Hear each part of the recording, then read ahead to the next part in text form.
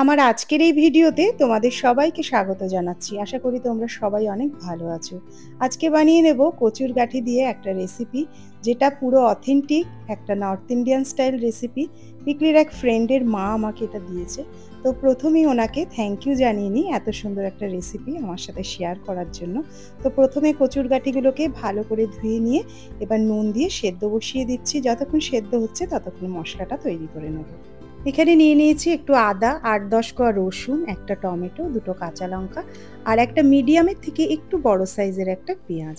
পেঁয়াজটা এখানে বাটবো না, পেঁয়াজটাকে কুচি করে নেব। আদা, রসুন, কাঁচা লঙ্কা আর টমেটোটাকে একসাথে বেটে নিচ্ছি। এখানে জলের ব্যবহার করছি না, টমেটোটা দেওয়া আছে বলে খুব সুন্দর মশলাটা দেখো তৈরি হয়ে গেছে। এখন দেখে নিই কচুর গাঠিটা কতদূর সেদ্ধ হয়েছে। একটা ছুরি দিয়ে একটু চেক করে নিচ্ছি, খুব ভালোই সেদ্ধ হয়ে গেছে। এবার একটু ঠান্ডা জল দিয়ে নিয়ে ভালো করে ছাড়িয়ে নেব।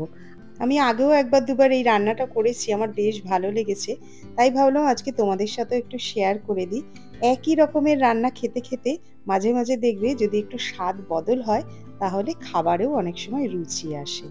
এখন কড়াইতে দিয়ে দিচ্ছি সর্ষের তেল। তোমরা চাইলে সাদা তেল দিয়েও রান্না করতে পারো। যতক্ষণ তেলটা গরম হচ্ছে ততক্ষণ একটু পেঁয়াজটাকে কেটে নেব। পেঁয়াজটা একটু ছোট ছোট করে কুচি কুচি করে আমি কেটে নিচ্ছি। তেল গরম হয়ে গেছে, দিয়ে দিচ্ছি জোয়ান ফোড়ন আর একটা তেজপাতা ফোড়ন। গ্যাসের ফ্লেমটাকে একটু কমিয়ে রাখতে হবে, না হয়তো জোয়ান পুড়ে যেতে পারে। এখন পেঁয়াজটা দিয়ে দিচ্ছি। পেঁয়াজটাকে ভালো করে একটু ভাজা ভাজা করে নেব। বেশি বাদামি করে ভাজার কোনো দরকার নেই। যখন দেখবে একটু পিঙ্ক পিঙ্ক কালার হচ্ছে, মানে হালকা ট্রান্সলুসেন্ট যখন হয়ে যাবে, তখন এর মধ্যে দিয়ে দিতে হবে বেটে রাখা মশলা। যে আদা, রসুন, কাঁচা লঙ্কা, টমেটোর পেস্টটা বানালাম, সেই মশলাটা দিয়ে এবার একটু ভালো করে কষিয়ে নেব। ততক্ষণ কষে নিতে হবে যতক্ষণ না পর্যন্ত মশলার কাঁচা গন্ধটা যাচ্ছে আর মশলা থেকে তেলটা ছেড়ে দিচ্ছে। ততক্ষণ পর্যন্ত ভালো করে কষিয়ে নিতে হবে। দেখতেই পাচ্ছ এখন মশলা থেকে তেলটা ছেড়ে দিয়েছে আর একটু জল দিয়ে দিলাম। এবার এই জলটা দিয়েও কিছুক্ষণ কষিয়ে নিতে হবে। যতক্ষণ না পর্যন্ত জলটা শুকিয়ে যাচ্ছে ততক্ষণ পর্যন্ত কষিয়ে নেব। দেখতেই পাচ্ছ এখন জলটা শুকিয়ে গেছে, তেলটাও ছেড়ে দিয়েছে আর এই জলটা দেওয়ার কারণে না পেঁয়াজটাও এখন একদম গলে গেছে। এইবার একে একে মশলাগুলো দিয়ে দিচ্ছি। দিয়ে দিলাম 2 চামচ ধনের গুঁড়ো, 1 চামচ লঙ্কার গুঁড়ো, হাফ চামচ গরম মশলা, অল্প হলুদ, স্বাদ মতো নুন। এবার একটু জল দিয়ে দিচ্ছি যাতে মশলাগুলো পুড়ে না যায়। আর একটু ভালো করে কষিয়ে নিয়ে দিয়ে দিচ্ছি সেদ্ধ করে রাখা কচুর গাঠি।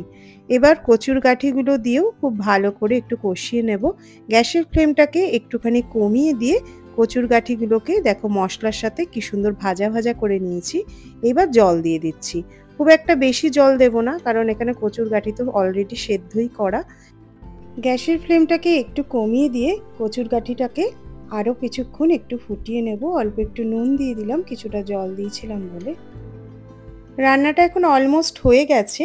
এবার একটু ধনেপাতা কুচি দিয়ে দেবো। অনেকের দেখবে কচুর গাঠি খেলে গ্যাস বা অম্বল এগুলো হওয়ার একটা টেন্ডেন্সি থাকে, তবে এই রান্নাটার মধ্যে যেহেতু জোয়ান ফোড়ন দেওয়া রয়েছে, জোয়ান কিন্তু হজমে খুব সহায়ক। সেই জন্য অনেক সময় এই রকমভাবে কচুর গাঠি রান্না করলে গ্যাস বা অম্বল হওয়ার প্রবণতাগুলো একটু হলেও কম হয়। কনসিস্টেন্সিটা একটু পাতলা পাতলাই রাখছি, কারণ কচুর গাঠি ঠান্ডা হলে একটু কিন্তু জমে ঘন হয়ে যায়। এখন গরম গরম কচুর গাঠির তরকারি সার্ভ করে নিচ্ছি। এই তরকারিটা দিয়ে তোমরা রুটি, পরোটা, ভাত সবকিছুই খেতে পারবে। আমার আজকের এই অথেন্টিক নর্থ ইন্ডিয়ান রেসিপি তোমাদের কেমন লেগেছে কমেন্ট করে জানিও। আর যদি এরকম রেসিপি আরও দেখতে চাও সেটাও কমেন্টে বলো। আমার আজকের এই ভিডিও যদি ভালো লেগে থাকে একটা লাইক করে দিও। আর সবাই অনেক ভালো থেকো, সুস্থ থেকো। খুব শিগগিরই দেখা হবে নতুন একটা ভিডিও নিয়ে।